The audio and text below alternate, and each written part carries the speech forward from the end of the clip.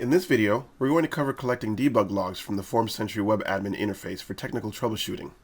Specifically, we'll cover methods to ensure the logs obtained are complete and contain the most relevant information needed for troubleshooting technical issues.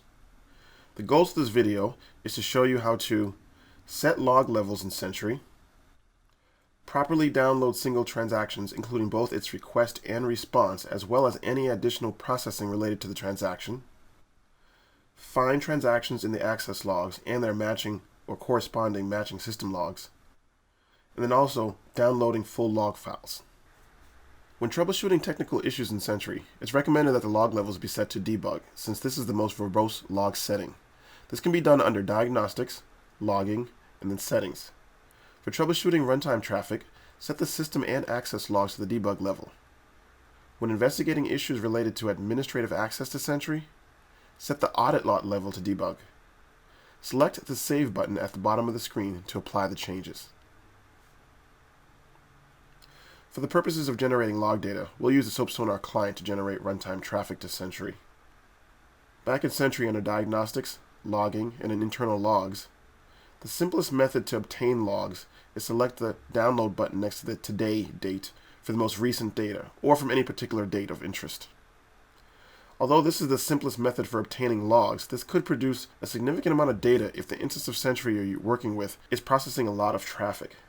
Subsequently, more analysis of the logs may be required to obtain the specific piece of information you might be interested in. If you're troubleshooting an issue in real time or you're readily able to reproduce the issue, it's best to isolate on the log transaction using its session ID. Under Access Logs, you can view the session ID for each transaction.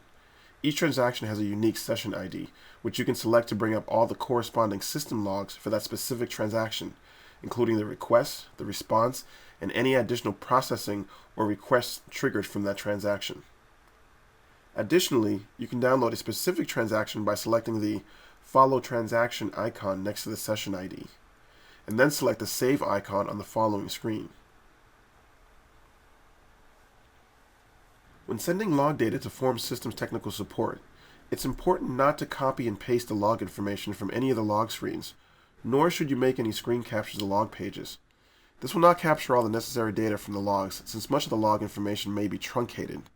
Instead, you should only use the full file download method from the internal log screen, or the session download method as shown here. Again, do not copy and paste log information from the screen, nor should you make any screen captures of log page.